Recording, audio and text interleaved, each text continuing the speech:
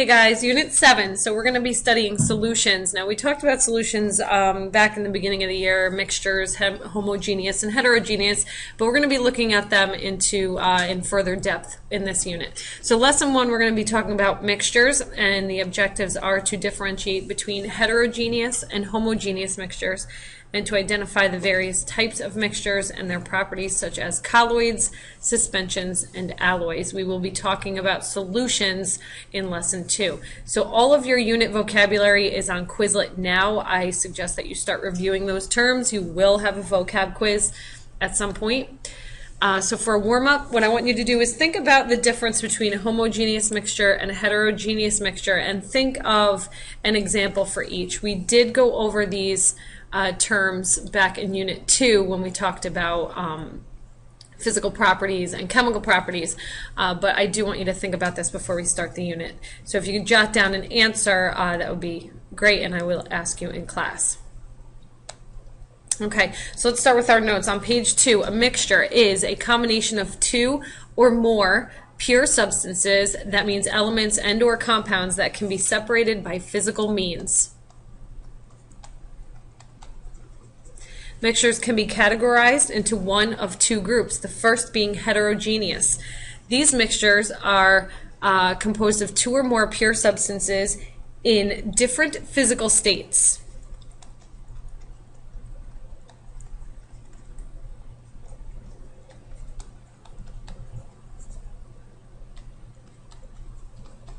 And varying composition, so it's not uniform throughout, just like we have discussed in the previous units. Suspension is a heterogeneous mixture that clearly separates. So for an example, if we have water, clay, and sand, you can clearly see the separation between the water, the clay, and the sand upon settling. Eventually we'll separate upon standing. The solid does not visibly dissolve in the liquid or break down. You can separate this by what is called filtration, and you would use filter paper and a funnel. We could do that in class. Relatively large particle size, and some examples would be sand and water and Italian dressing. If you can think of any others, you can list those. I might use that as an exit one day, so think about that. Okay. A colloid, another type of heterogeneous mixture, does not clearly separate. Does not clearly separate.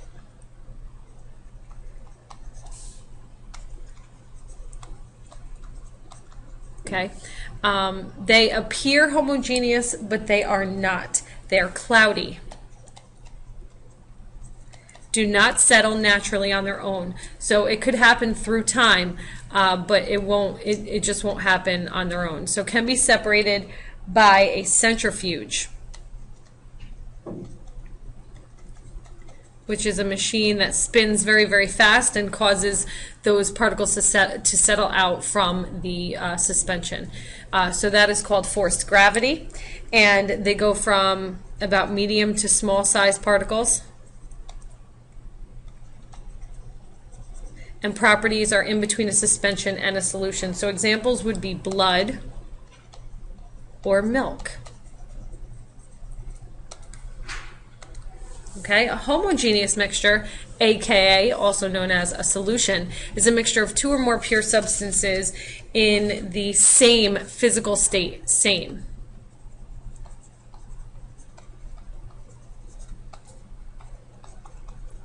And that means that there's constant composition, uniform throughout, looks like clear,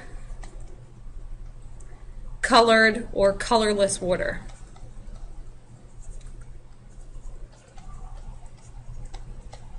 And extremely small particle size. You cannot see them. Extremely small.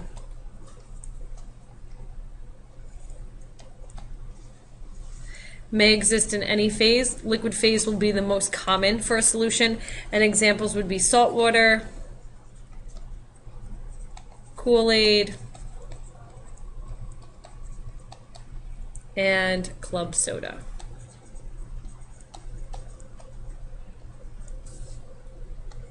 Okay.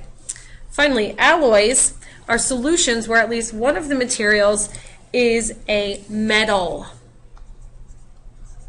Okay, although most times it is a mixture of two or more metals, sometimes it can be one. Brass is considered a substitutional alloy. It is made up of copper and zinc. Carbon, steel, okay, is a combination of iron and carbon, just a little bit of carbon, mainly iron, but that's carbon steel, and that's considered an interstitial alloy.